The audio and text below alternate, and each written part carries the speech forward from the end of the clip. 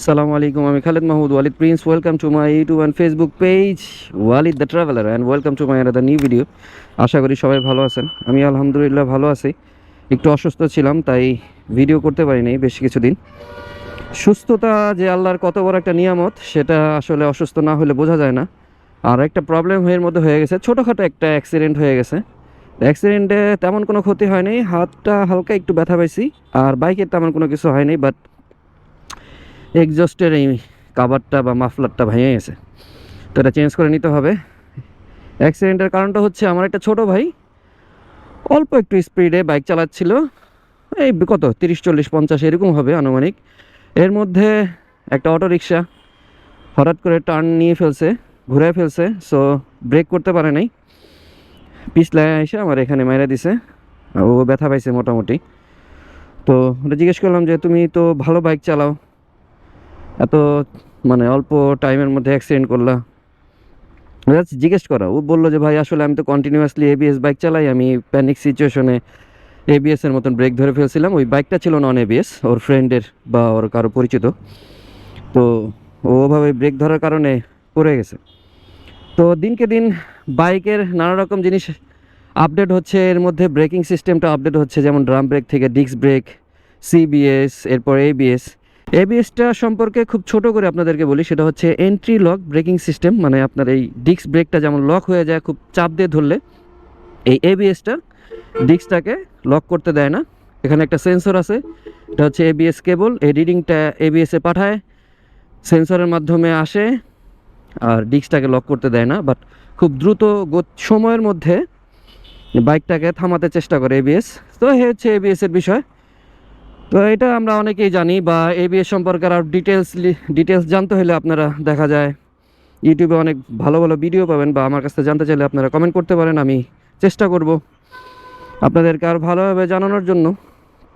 তো অনেকে বলতে পারেন যে আমার ওই ছোটো ভাইয়ের স্কিলে প্রবলেম বা এটা সেটা অনেক কিছু বলতে পারেন। তো আসলেই কি এবিএস আমাদের স্কিলটাকে নষ্ট করে ফেলছে কিনা, বা আমরা যারা এবিএস ইউজ করতেছে তারা আসলে তাদের ব্রেকিং করার যে ক্ষমতা সেটা হারায় ফেলতেছে কিনা, বা এবিএসের আসলে উপকারিতা কি অপকারিতা কি, এইসব নিয়ে টুকটাক একটু আলোচনা করব। এখন প্রত্যেকটা ব্রেকিং প্রযুক্তি যখন আমরা হাতে পাইছি, ডে বাই ডে পাইছি, তখন দেখা যায় এটাকে মানিয়ে নিতে আমাদেরকে একটু কষ্ট হয়েছে। এর কারণ হচ্ছে যখন আমরা একটা জিনিসের প্রতি অভ্যস্ত থাকি, নতুন আরেকটা জিনিস যতই ভালো হোক আমাদেরকে মানিয়ে নিতে একটু কষ্ট হয়, কারণ আমরা অভ্যাসের দাস। আমরা যে জিনিসটা অভ্যাস বা প্র্যাকটিস করে থাকি সেই জিনিসটাই কিন্তু আমরা সময় মতন অ্যাপ্লাই করে থাকি। বাইকের সিস্টেমটা হচ্ছে কীরকম, আমরা যেভাবে আমাদের বাইকটাকে চালাই বা যেভাবে আমরা ব্রেক করি, প্যানিক সিচুয়েশনে দেখা যায় তার থেকে একটু এদিক ওদিক আমাদের হয়ে যায়, কারণ এটা মানুষের অভ্যাস।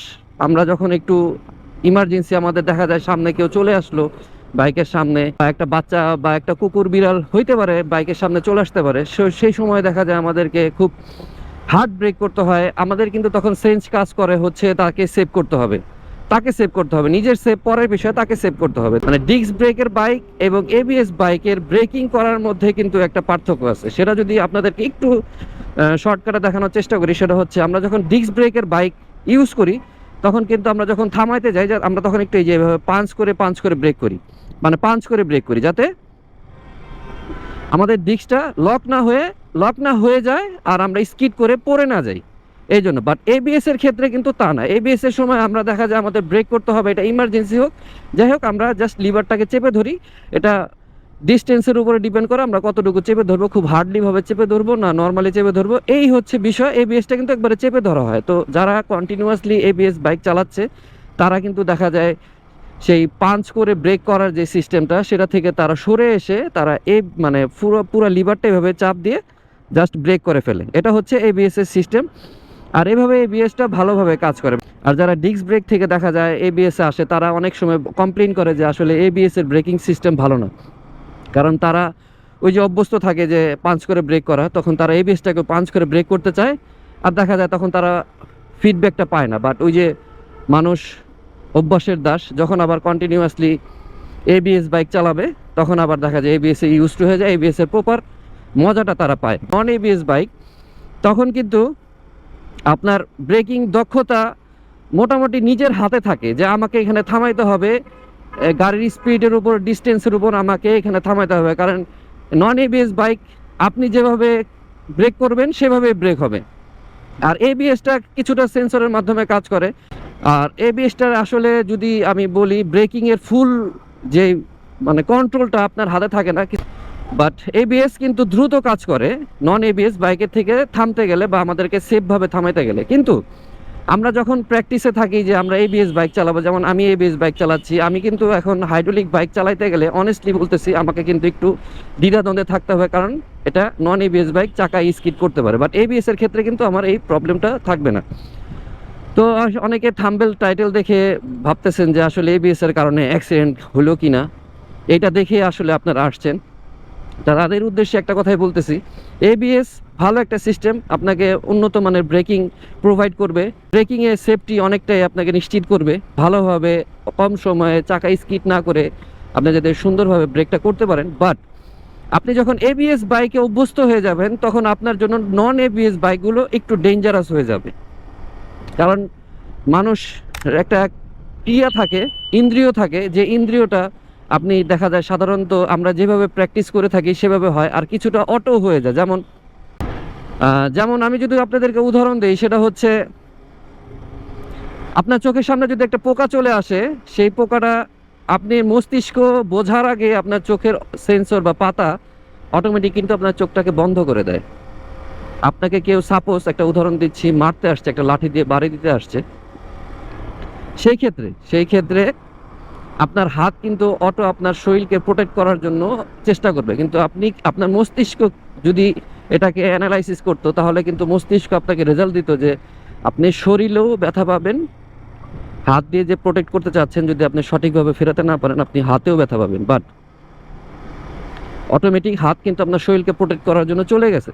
তো এইগুলো হচ্ছে ইন্দ্রিয় বা প্রতিক্রিয়া শরীরের, যেটা আমরা মেশিনারি ভাষায় বলি সেন্সর, এভাবে কাজ করে থাকে। তো দেখা যায় যারা কন্টিনিউয়াসলি এবিএস বাইক চালাচ্ছে, তাদের কিন্তু ওই মানসিকতা, ওই শরীরের যে ইন্দ্রিয় ব্রেক করার যে দক্ষতা, সেটা প্যানিক সিচুয়েশনের সময় কিন্তু অটোমেটিক লিভারকে চাপ দিয়ে ধরবে। এখন এখানে যদি নন এবিএস বাইক হয়, সেক্ষেত্রে আপনার ক্ষতিগ্রস্ত হওয়ার সম্ভাবনা বেশি। বা বাইকের ক্ষেত্রে যদি আরেকটা উদাহরণ আপনাদেরকে দেই, সেটা হচ্ছে আপনি যদি কন্টিনিউয়াসলি ইঞ্জিন ব্রেকে বাইক না চালান বা ইঞ্জিন ব্রেক আপনি না করেন, সেই ক্ষেত্রে কিন্তু আপনি প্যানিক সিচুয়েশনে আপনি ইঞ্জিন ব্রেক করতে পারবেন না, কারণ এটা আপনার প্র্যাকটিসের মধ্যে নাই, আপনার রেগুলার কাজের মধ্যে এই জিনিসটা নাই। সো আপনি তখন চাইলেও পারবেন না। আপনি চাইয়া পারবেন, আপনি চেষ্টা করলে পারবেন যে আমি এখন এই ইঞ্জিন ব্রেক করব, আপনি বলে পারবেন, কিন্তু সিচুয়েশনের সময় যখন প্যানিক সিচুয়েশন চলে আসবে, তখন আপনি ইঞ্জিন ব্রেক করতে পারবেন না। যারা ইঞ্জিন ব্রেক কন্টিনিউ করে, ইঞ্জিন ব্রেকের সাথে যারা অভ্যস্ত, তারা কিন্তু এই বিষয়টা খুব নর্মালি দেখা যায়, অটো তাদের ইঞ্জিন ব্রেকের মাধ্যমে তারা তাদের বাইকটাকে ব্রেক করে ফেলবে, প্যানিক সিচুয়েশন হোক, উইদাউট প্যানিক সিচুয়েশন হোক। তো এটা হচ্ছে প্র্যাকটিসের বিষয়। আর আপনি কন্টিনিউ যে জিনিসটা করতে থাকবেন, সেই জিনিসটাই আপনি প্যানিক সিচুয়েশনে বা বিপদের সময় আপনি করে ফেলবেন, অটোমেটিকলি করে ফেলবেন আপনার মস্তিষ্ক জানার আগে। এটাই হচ্ছে সিস্টেম। আর এবিএস বাইক যারা কন্টিনিউয়াসলি চালাবেন, তারা দেখা যায় প্যানিক সিচুয়েশনে আপনি নন এবিএস বাইক চালাইলে ওই এবিএস এর মতনই চাপ দিয়ে ধরে ফেলবেন। এটা আসলে এবিএস এর দোষ না, এটা হচ্ছে আমরা যেভাবে আমরা ড্রাইভ করতে করতে ইউজ টু হয়ে যাই, ইউজ টুর বিষয়। আর আপনি যদি ডিস্ক ব্রেকের বাইক চালান, দেখা যায়, বা নন এবিএস বাইক চালান, আপনারা কিন্তু সিচুয়েশনে ওরকম পাঞ্চ করেই ব্রেক করে ফেলবেন। এটাই হচ্ছে বিষয়।